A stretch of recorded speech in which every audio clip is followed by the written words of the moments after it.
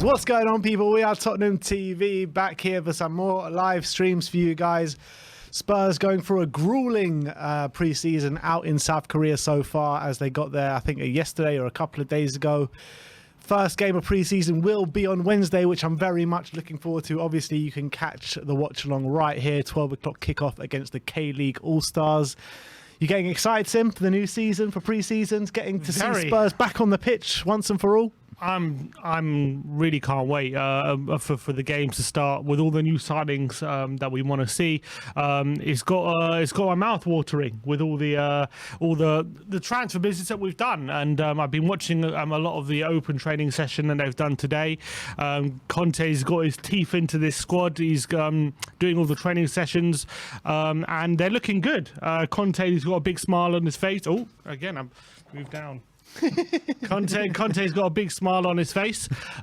He's loving life at the moment, and I think a happy Conte is dangerous for the rest of the Premier League. I'm loving what I'm seeing so far in the open training sessions. They look absolutely dead on their feet, but it's exciting, very exciting. Yeah, it is very exciting times here at Tottenham, obviously. Well, let's talk about this training session out in Korea this morning. Yeah, he's known, isn't he, the fitness coach, for being a taskmaster of such, and he's really clearly putting the players through their paces in pre-season. You can see with the on screen, are the videos playing? They don't seem to be playing. One sec, we'll get it back up in a second. But they look dead on their feet. But it's good. I'm hoping that the players, hopefully, pre-season is really grueling. So when it gets to the Premier League football, it doesn't seem as hard. Yeah, I mean, players like Harry Kane, Heung-min Son literally collapsing. It's unbelievable. But we've heard, I mean, Ali Gold, I think, or Chris Cowlin was saying that Troy Parrott was one of the ones that was lasting the most and the one most fit by the end of it, which is really interesting to hear. Yeah, which maybe his extra training in Mykonos has really been doing the job, hasn't it? Or that we've seen his pictures of Son looking absolutely dead. Richarlison with some nice finishing in training, which was really, really good to see. Obviously, very excited to see him in a Tottenham shirt. He looked sharp from what I saw in the open training session as well. So that was really, really exciting. And there's Lucas Moura linking up with Richarlison in the opening training session as well. I thought Bissouma was one of the standouts in training as well. He was brilliant. Back on Richarlison and Moura for a second, but I'm loving all this bromance with the Brazilians at the moment. Did you see how they were coming on the aeroplane, all going? Yeah, I thought it was absolutely brilliant. The pigeon. It's so funny.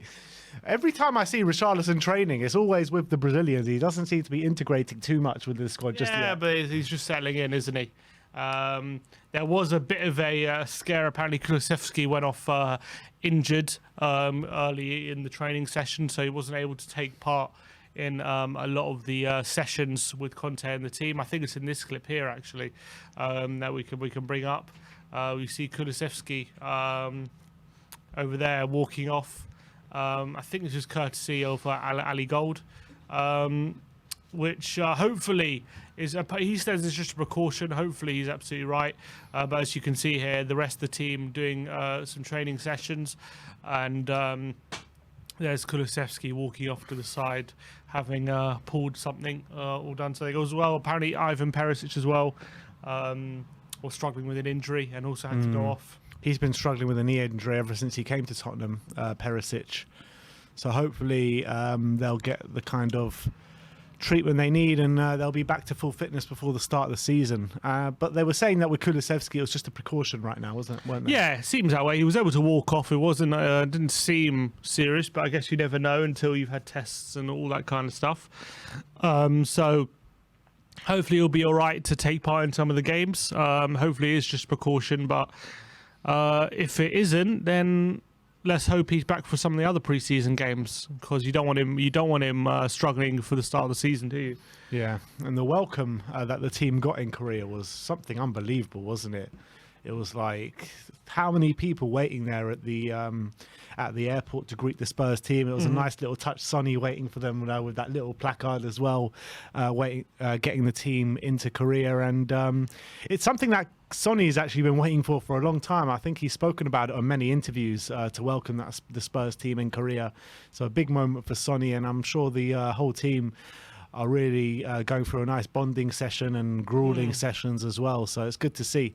You had something to say about Papa Mate Sarr as well, didn't you, about his fitness? Yeah, well, according to Chris Cowlin, the players who were looking the most fit at the end of the running was Parrott, Brian Hill, and Papa Mate Sarr. So the three which young is in boys. here. Maybe it's because they were the youngest players. Apparently, Kane and Son were completely dead on their feet and had to stop and then restart again. Maybe They're showing their the age a oldest bit. ones now. Yeah, So. so that makes sense, I guess.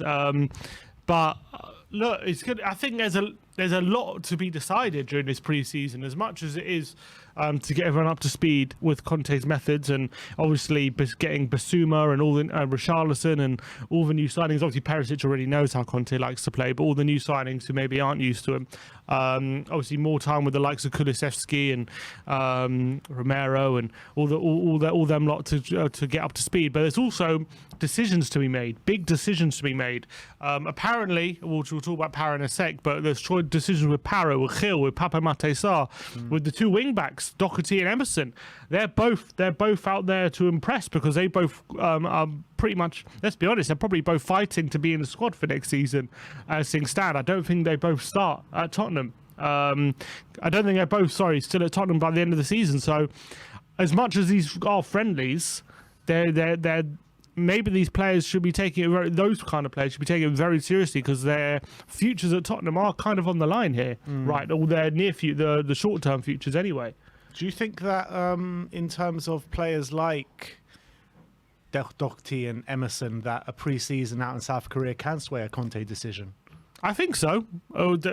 I think so, because as much as he's seen them week in, week out in the Premier League, but I think when you're making a decision as to who you really want around for next season, I think it is. I think it's not a foregone conclusion who he prefers between Doherty and Emerson right now. I do think he's been leaning towards Doherty, because I think when they were both fit last season, Doherty got the nod, and even on our left wing back, Doherty was getting the nod.